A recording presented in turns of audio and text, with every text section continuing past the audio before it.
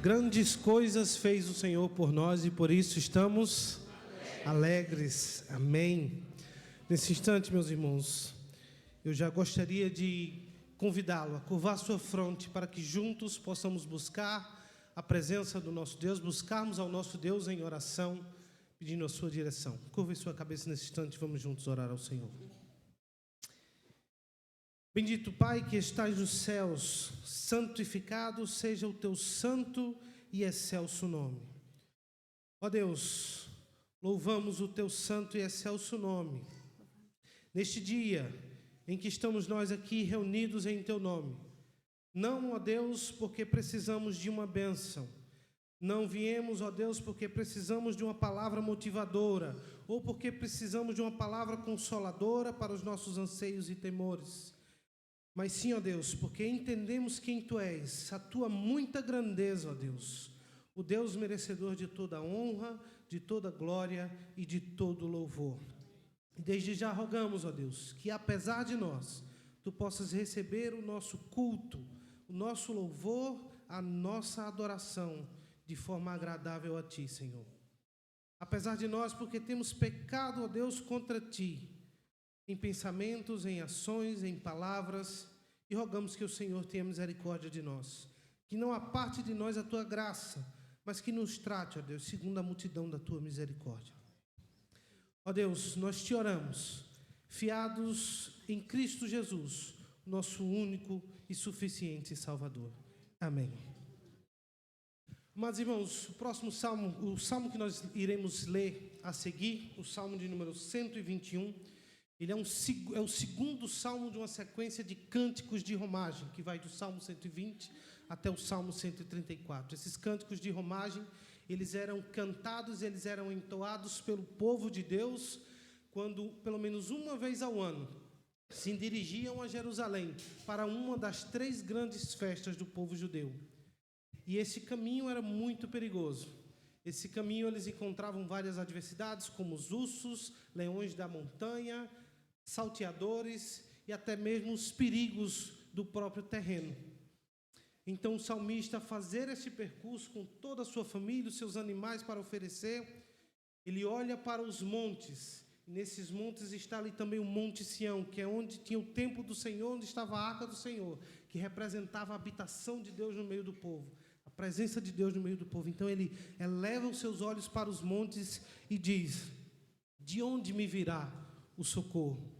E com seus olhos fitos para a presença do Senhor, a resposta nós vemos logo no verso seguinte: o meu socorro vem do Senhor, que fez os céus e a terra. O salmista confiava que o Deus que criou não só os céus e a terra, mas Ele também tinha o controle sobre todas as coisas que Ele criou.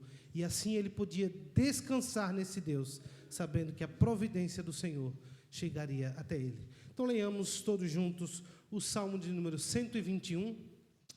Nós faremos uma leitura alternada, eu lerei os versos ímpares e peço que os amados irmãos façam a leitura dos versos pares, assim como projetado.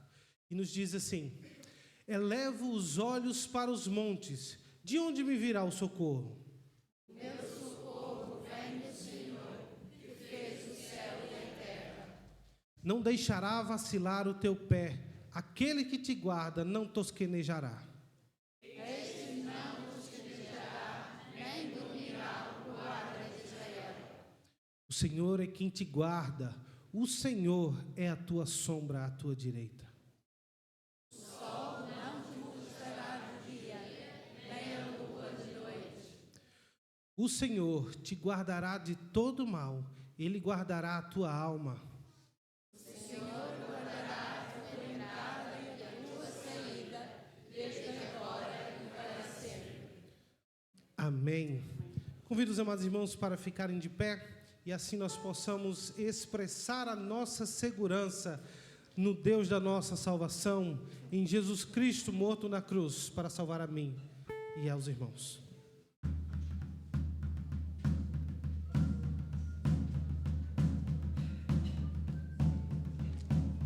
Canta minha alma, canta ao Senhor, rende-lhe sempre ardente louvor. Canta minha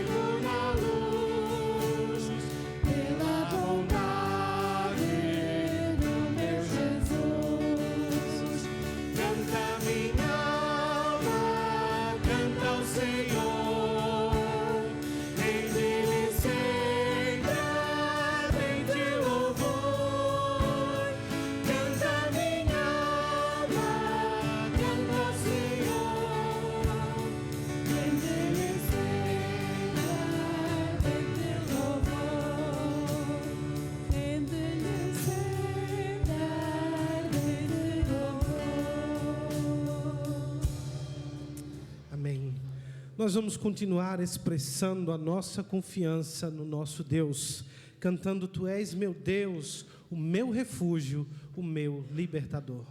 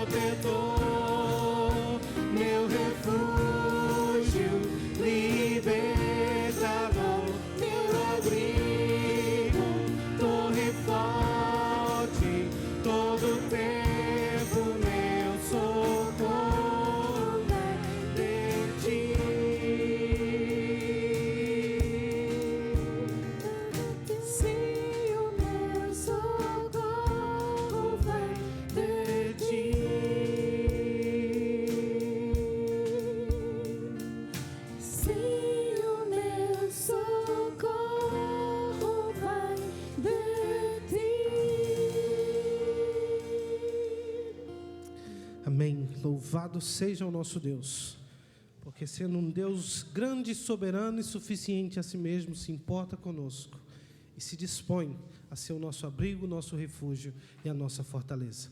Os amados irmãos podem sentar. Nesse instante nós vamos dar a oportunidade às nossas crianças, que também irão participar do culto ao Senhor.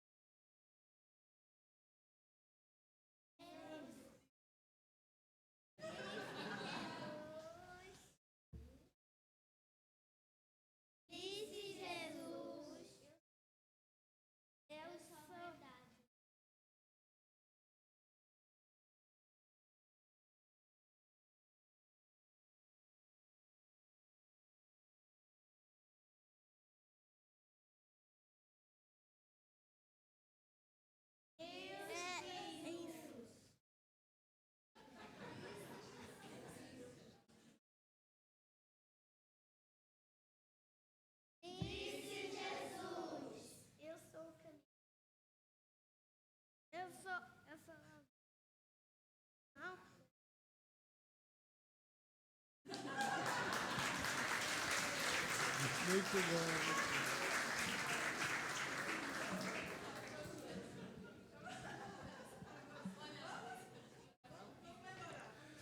Louvado seja Deus.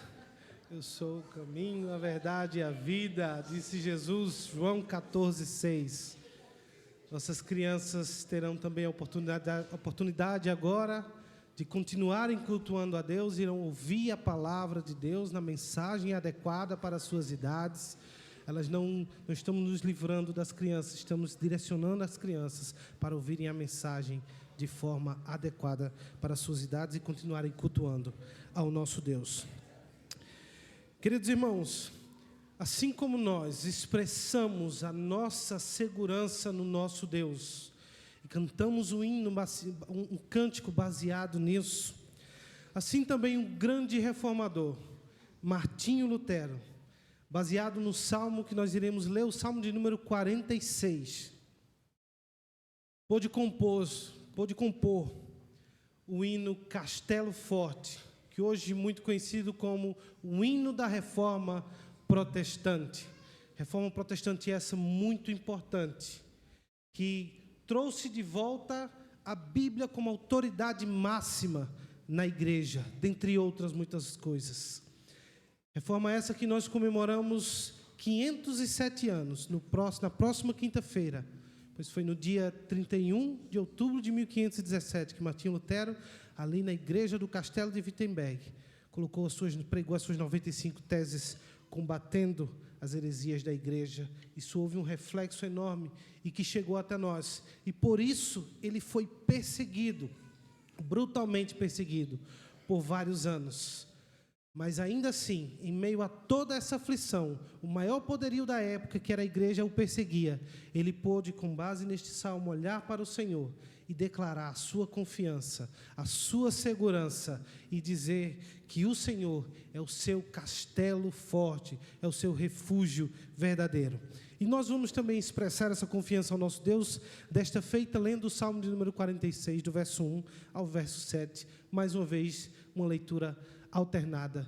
E eu peço aos irmãos que se coloquem de pé em reverência à palavra do Senhor para fazermos essa leitura, que nos diz assim no seu primeiro verso, a palavra de Deus: Deus é o nosso refúgio e fortaleza, socorro bem presente na angústia. Pelo que não temeremos, ainda que a terra se mude, e ainda que os montes se transportem para o meio dos mares. Ainda que as águas rujam e se perturbem, ainda que os montes se abalem pela sua braveza.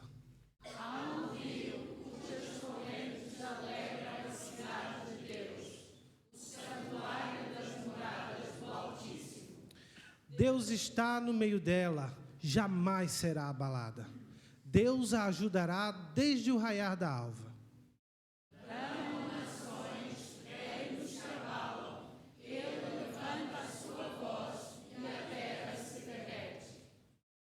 O Senhor dos Exércitos está conosco. O Deus de Jacó é o nosso refúgio.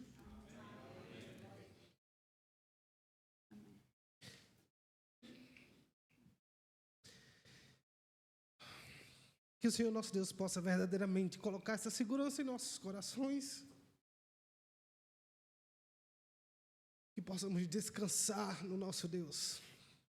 Ainda que as águas espumejem, que braveje o mar, ainda que o caos se instale, ainda que a situação pareça impossível de se resolver, possamos crer que Ele tem um domínio sobre tudo e sobre todos, e que nele nós podemos verdadeiramente descansar.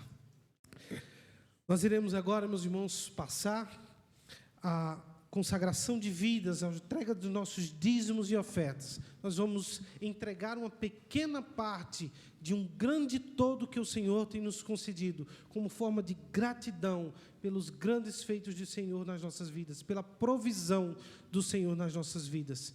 E como já é de costume também, nós iremos orar pela vida daqueles que estão a precisar de paz em seus corações, estão precisando de uma palavra do Senhor, para que possam realmente descansar no Senhor. Convido o pastor Alberto para vir aqui à frente. Os amados irmãos podem sentar.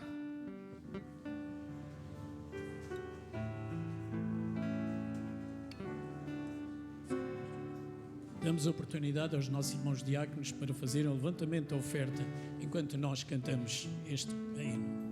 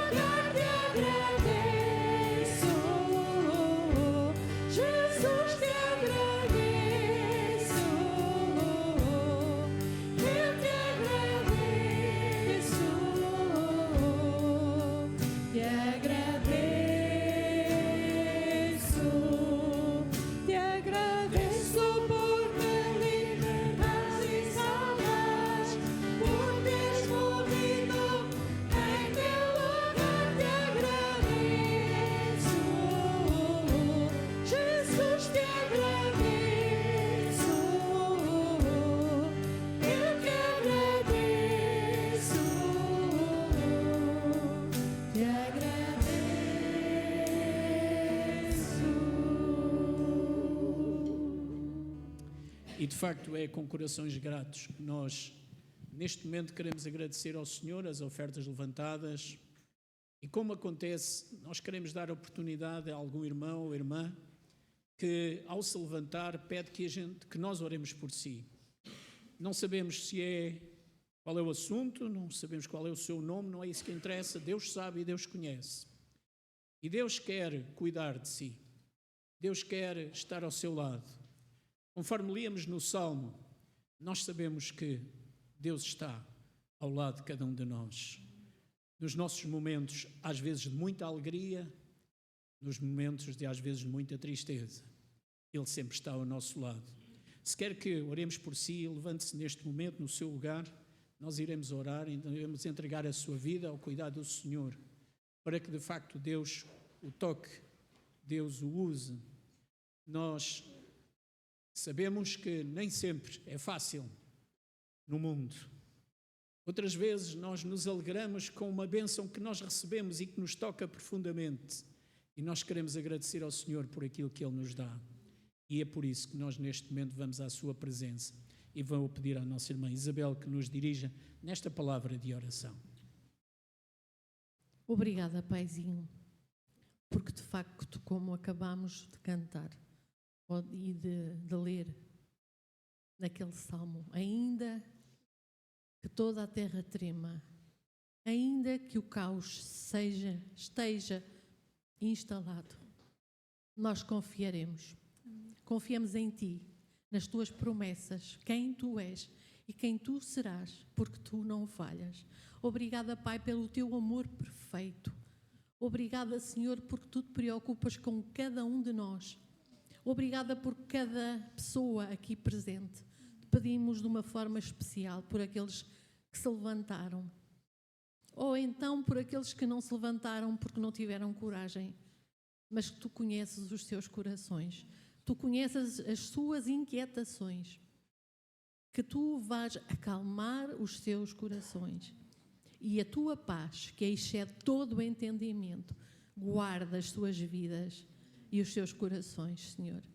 Que haja vitória na vida de cada um, porque Tu te alegras nos Teus filhos, porque Tu tens um propósito para cada um de nós, desde que nascemos até que partimos deste mundo para junto de Ti.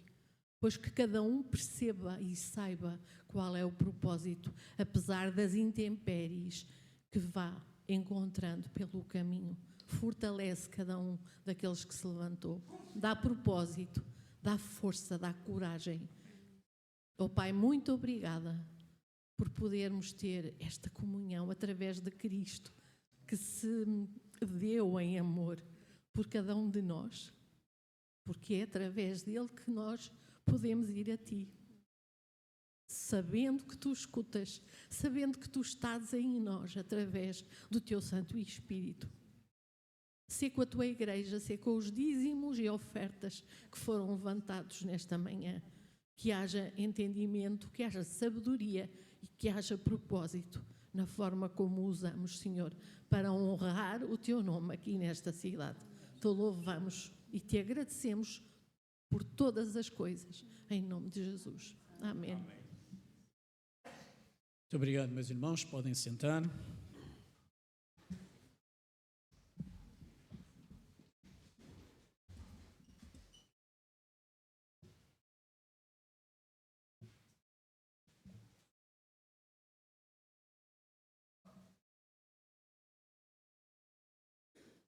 Como a igreja sabe, nós gostamos de estudar livros da Bíblia e começamos no domingo passado a estudar a segunda carta que Paulo escreveu à igreja de Corinto. O pastor Pablo teve o cuidado de nos dar vários elementos sobre esta igreja e eu hoje gostaria de complementar com alguns outros, para que os irmãos entendam qual é o contexto em que estas cartas estão escritas. Corinto era uma grande cidade no primeiro século. Ela se tornou, inclusivamente no final do primeiro século, uma das cidades mais ricas do Império. Nela habitavam e era frequentada por muitos marinheiros. A cidade tinha, entretanto, um grande atrativo. Era dedicada à deusa Afrodite, o culto que ali se praticava pelos pagãos. Os irmãos que conhecem um pouquinho de história sabem que esta é a deusa do amor. Mas é o amor libertino, é o amor sem responsabilidade, é o amor físico, o amor carnal. E esta cidade introduzia dentro de si própria a prática da prostituição. ao ponto de nos templos existirem as chamadas sacerdotisas disponíveis para a prática livre do sexo.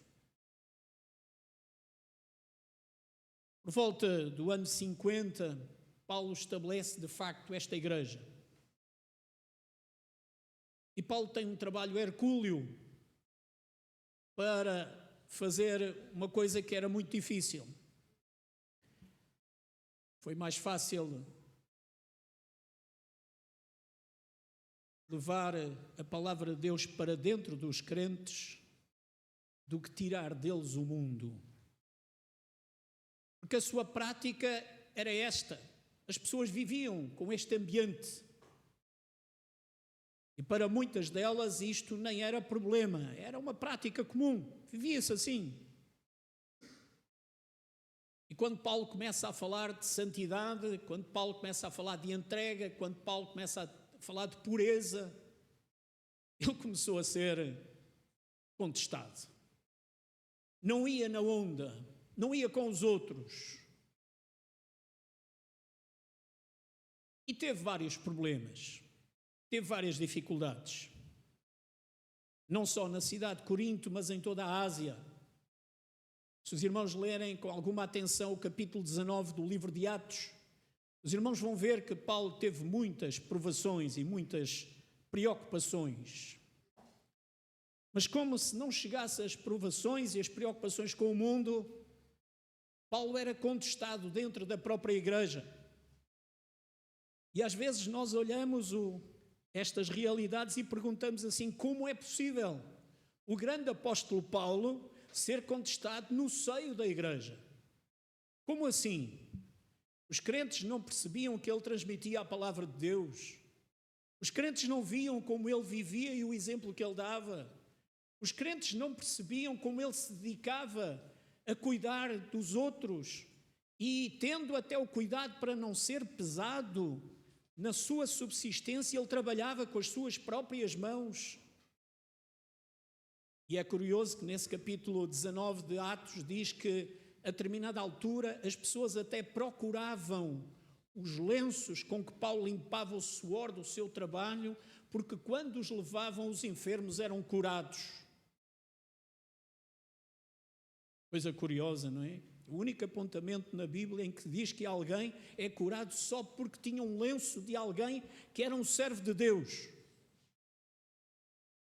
E daí alguns extrapolam e começam a fazer coisas que não devem.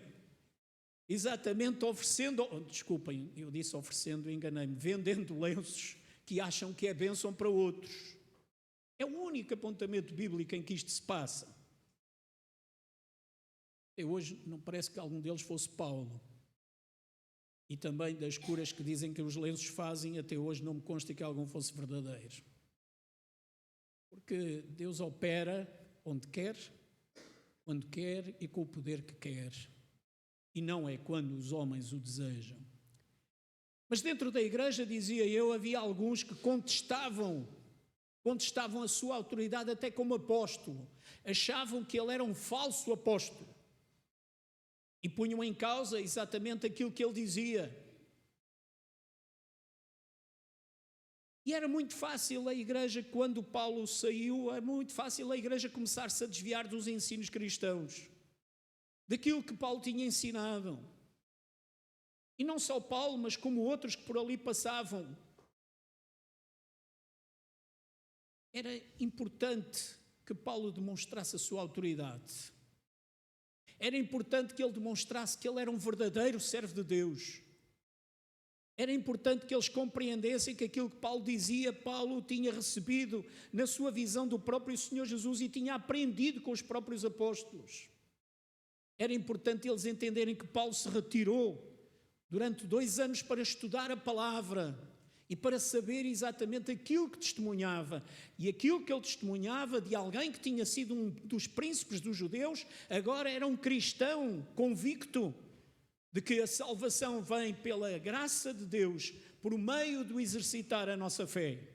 E a nossa fé está em Jesus Cristo, o nosso Salvador, que era o Filho de Deus, que veio ao mundo com essa missão, que veio dar-se por nós, pagar o preço que nos estava devido a nós, porque pecámos contra Deus, porque nos afastámos da sua graça e porque em nós reina o mal. E Paulo era convicto desta verdade. Ele já não era mais um seguidor da lei mosaica, ele a conhecia melhor que muitos, melhor que ninguém, até talvez do seu tempo. Paulo era um homem culto. No mínimo, este homem falaria 5 línguas, no mínimo. Era um homem culto, era um homem que estudava, era um homem que sabia, e era um homem que proclamava a palavra com paixão. E por isso, ele era sujeito a várias tribulações. E ele sabia, meus irmãos, ele sabia que a igreja também era sujeita às tribulações quando os crentes queriam sair da prática mundana e queriam de facto seguir os princípios que a palavra do Senhor os estava a ensinar. E a partir do verso 5 nós lemos exatamente isso. Porque como as aflições de Cristo são abundantes em nós, assim também a nossa consolação sobeja por meio de Cristo. Segunda carta de Paulo aos Coríntios, no capítulo 1, a partir do verso 5, nós meditaremos neste trecho. E reparem, meus irmãos, como ele vai falar de aflições e de consolação. Muitas das vezes, nós cristãos somos assolados por aflições, certo? Sim ou não? A igreja está comigo? Quero-vos comigo hoje. A mensagem é muito exigente. Nós crentes somos afligidos com muitas aflições. Não corre sempre tudo bem. Não é sempre tudo alegria. Não é sempre tudo festa. Às vezes, nós passamos por aflições. Mas as aflições, segundo Paulo, diz que, quanto elas vêm, também sobeja a consolação. E a pergunta que eu faria, caso não fosse crente, é esta: consolação como? Consolação de quem? Consolação em quê? Quando nós temos uma doença, o que é que nós fazemos? Vamos ao médico. Ficamos contentes? Não. Cada vez que nós temos que ir ao médico, só de pensar em ir já é uma dor. No final da consulta, quando o médico apresenta a conta, é outra. Como? Tribulações e consolação. De que é que Paulo fala? Paulo está a falar de uma coisa muito simples. Ele está a dizer que quando vêm as aflições, nós temos que ter a certeza e a convicção de que Deus está lá. E Ele vai nos dar consolo. E Ele vai nos dar satisfação de alguma maneira. E sabem, os caminhos que muitas das vezes Deus usa, nós não os entendemos. Nós temos dificuldade em entender como é que Deus atua muitas das vezes nas nossas vidas. E sabem muitas das vezes de onde é que vêm as aflições?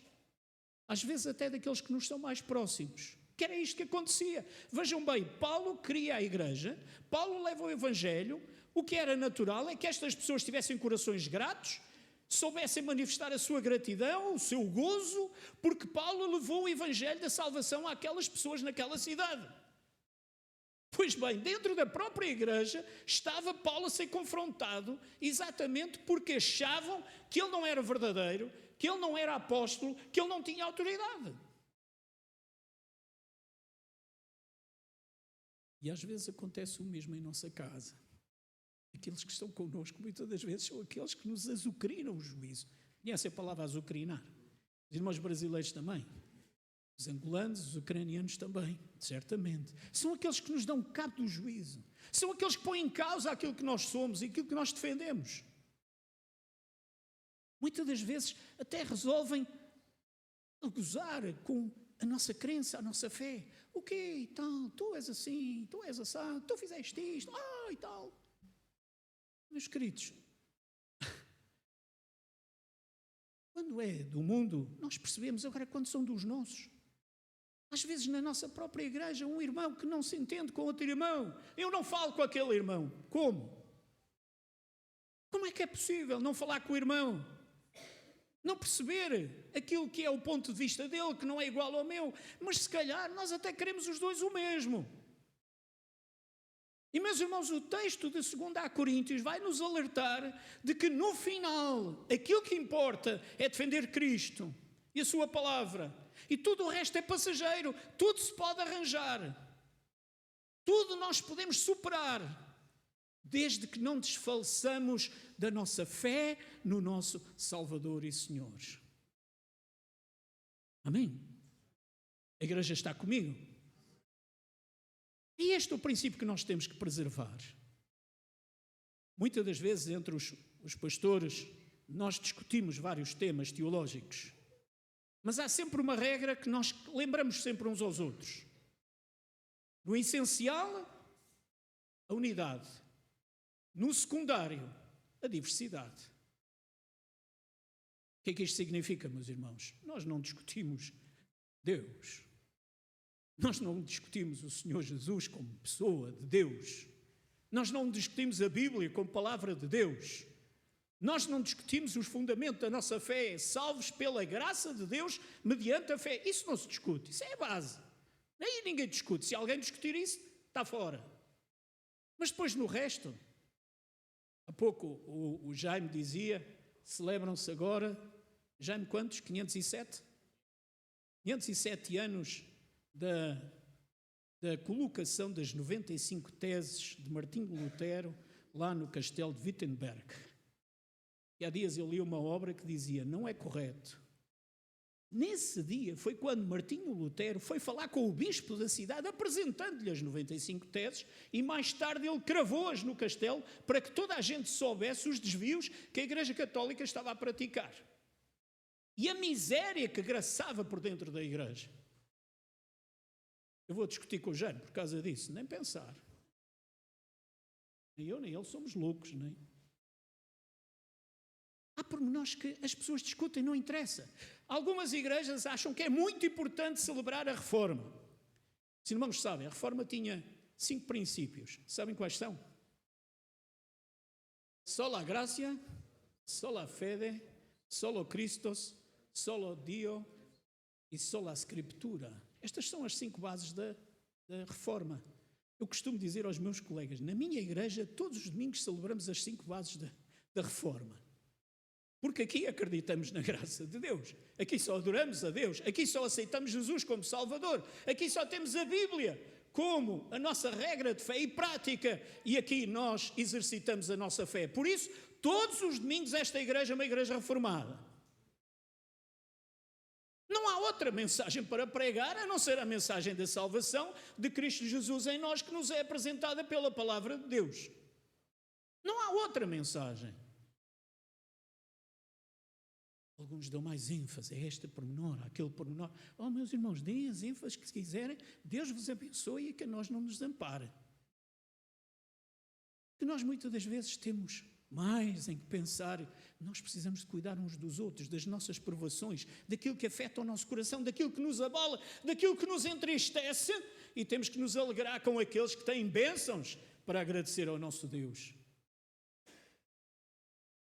Nós queremos amar os irmãos, queremos servir e queremos estar convosco nas vossas tribulações, naquilo que muitas das vezes vos afeta e que é profundo e que é pesado.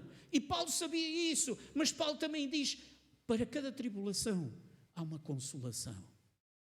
E a consolação não era só para ele, era também para a igreja. Vejam no verso 6, mas se somos atribulados, é para a vossa consolação e salvação. Ou se somos consolados, para a vossa consolação é, qual se opera suportando com paciência as mesmas aflições que nós também padecemos. Paulo reconhecia que a igreja estava a enfrentar também ela própria dificuldades, tribulações.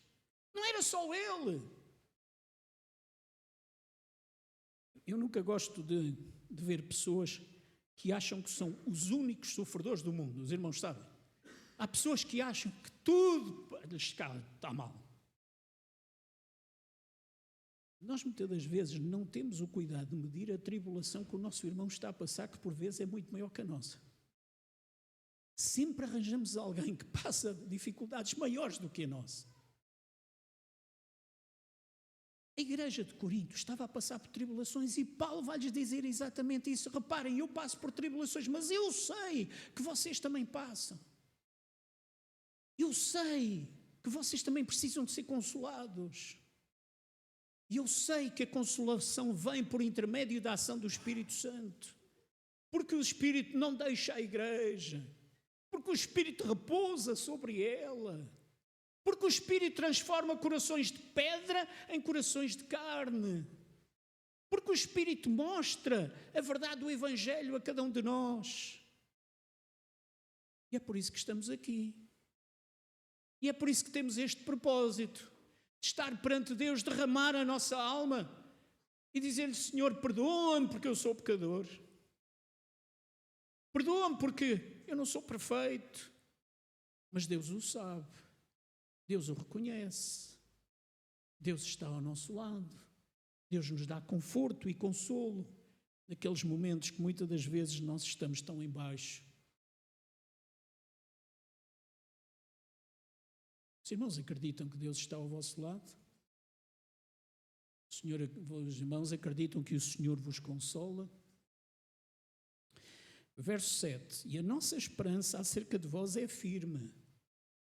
Paulo diz à igreja: eu confio que aquilo que vocês aprenderam da palavra, do Evangelho, ele se vai manter. Vós estáis no mundo, mas não sois do mundo. Vós estáis no meio de toda essa confusão da cidade de Corinto, mas Deus vos preservará, porque a vossa fé é firme. Havia lá crentes que tinham a fé firme. Sabem, haviam outros que eram uma desgraça. Quando nós estudamos a primeira carta a Coríntios, que há de ser mais à frente, nós vamos perceber que havia na igreja pessoas ricas e pessoas pobres. Pessoas cheias de importância e pessoas simples. E o que é que faziam os ricos e importantes?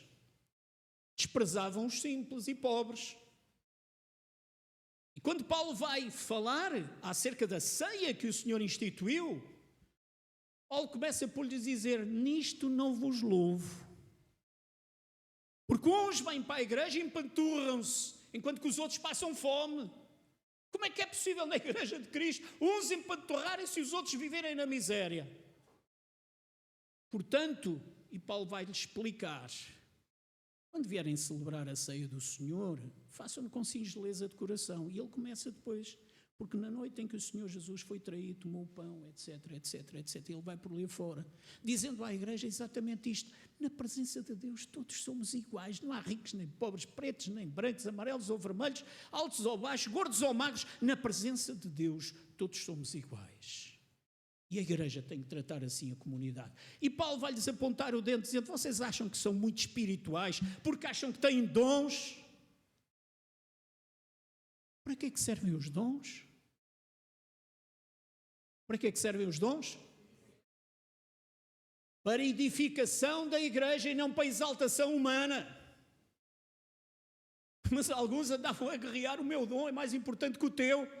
Como assim? O dom não é para ti, o dom é para a igreja, o dom é para a edificação, não é para a vanglória. E mais defeitos. Nós depois vamos encontrar lá muitos defeitos. O povo era político. Uns diziam-se: eu sou de Deus. Outros diziam-se: eu sou de Jesus. Outros diziam-se: eu sou de Paulo. Outros diziam-se: eu sou de Apolo. Outros diziam-se: eu sou de Pedro. E Paulo pergunta-lhes: mas, desculpa a expressão, vocês estão doidos? Vocês não regulam bem da cabeça? Mas porventura Pedro ou Paulo ou Apolo é alguém?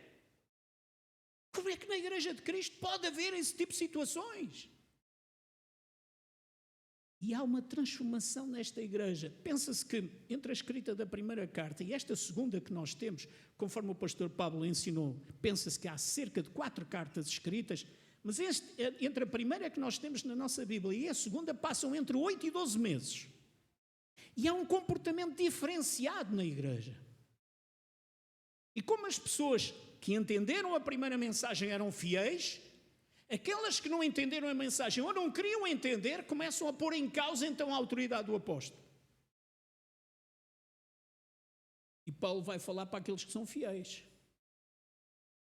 E vai-lhes dizer: e a nossa esperança acerca de vós é firme.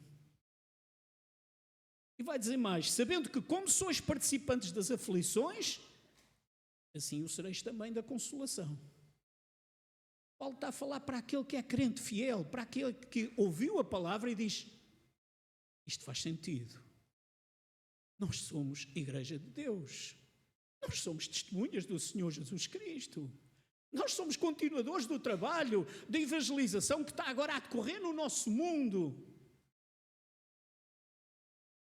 Verso 8: porque não queremos, irmãos, que ignoreis a tribulação que nos sobreveio na Ásia. Meus irmãos, leiam o capítulo 19 de Atos e os irmãos vão ver.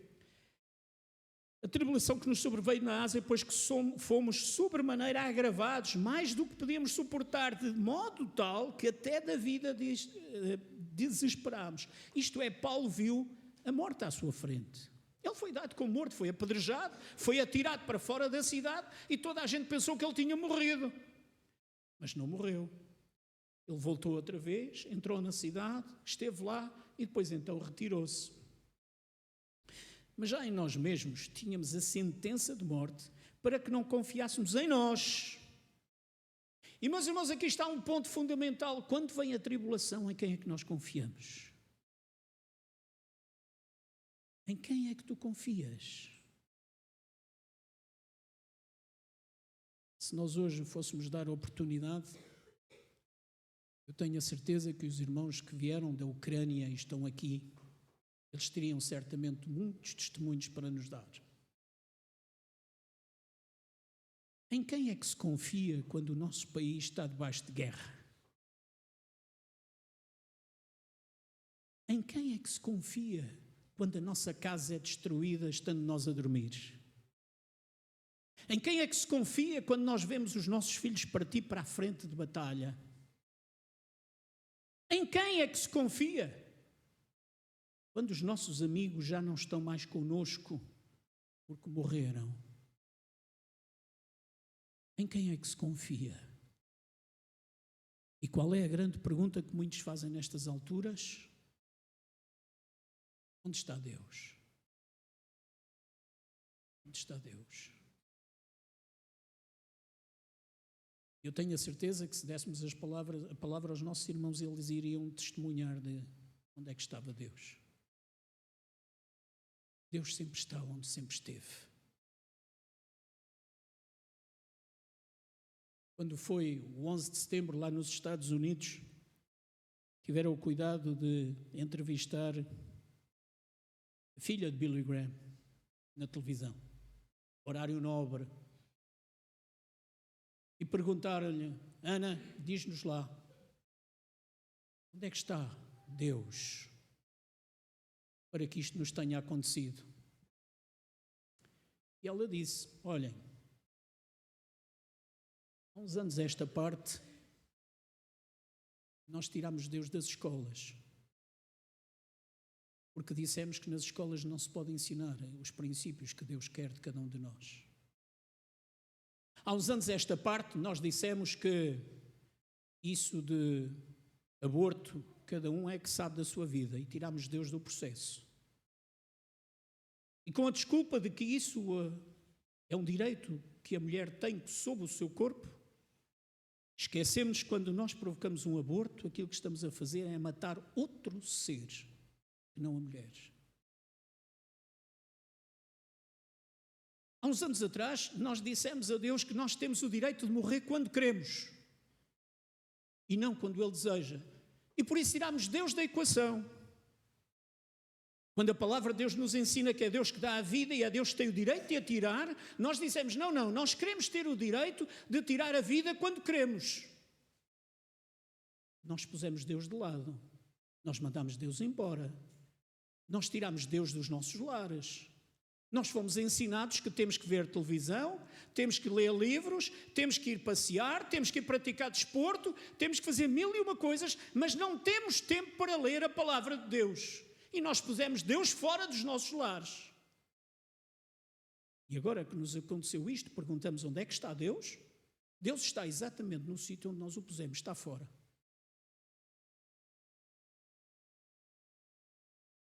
Meus irmãos, a guerra acontece porque Deus está fora do coração do homem. A guerra acontece porque Deus está fora dos planos do homem. A tribulação vem a todos nós. Mas guerra é uma coisa que o homem provoca contra o homem.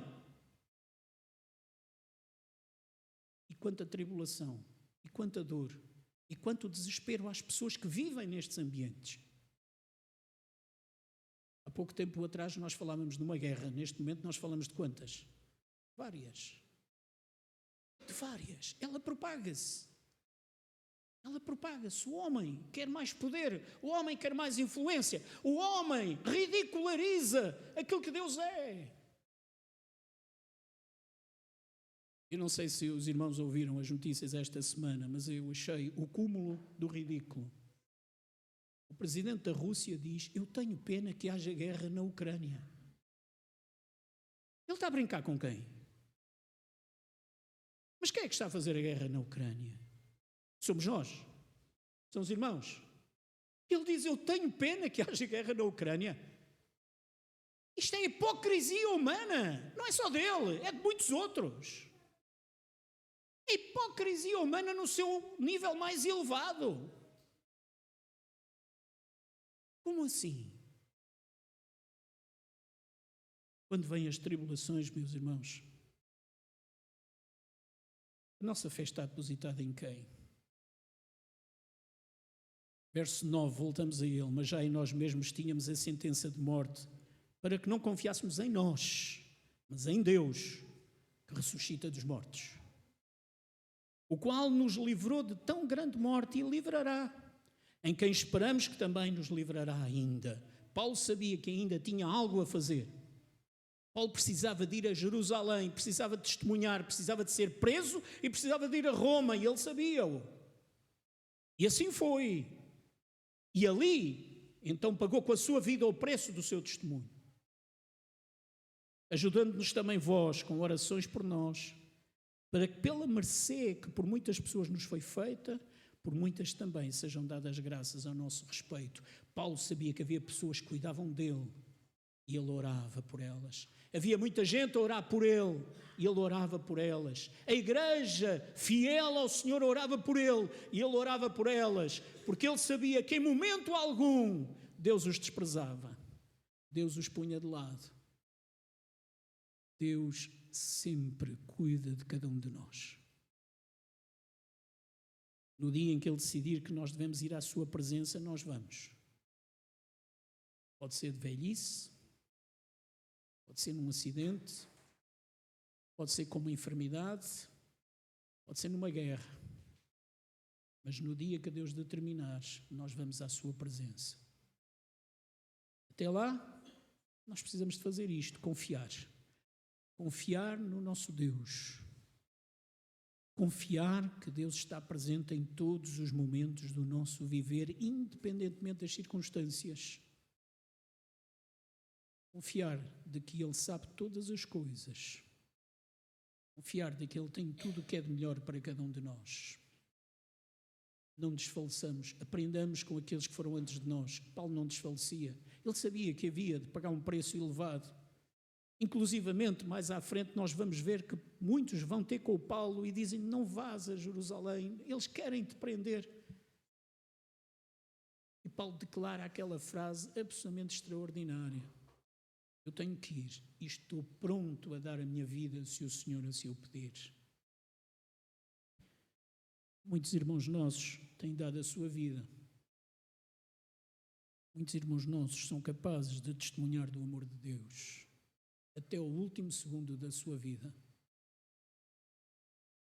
Sejamos nós fiéis. Sejamos nós capazes de confiar no Deus que nos guia, no Deus que cuida de nós, no Deus que mesmo na tribulação nos dá consolação, como Ele queria dar à igreja. Irmãos, sejamos fiéis até que um dia nos encontremos na presença de Deus. Amém?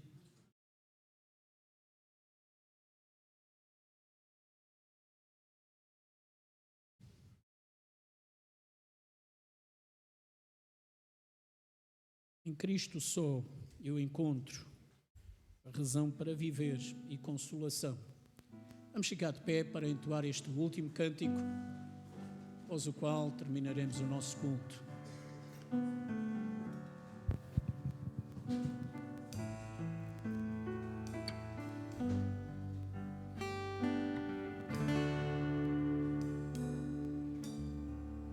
Em Cristo só confiarei, é minha força, luz, canção, pedra angular que me sustém na tempestade ou sequidão.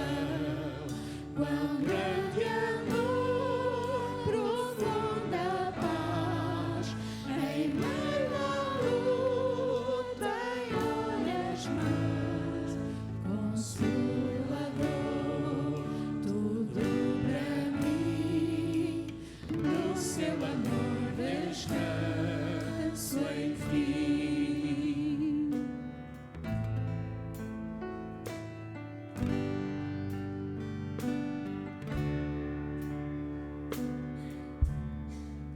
Em Cristo só que encarnou, poder de Deus num frágil ser, o dom de amor e retidão, sofreu desprezo e humilhação.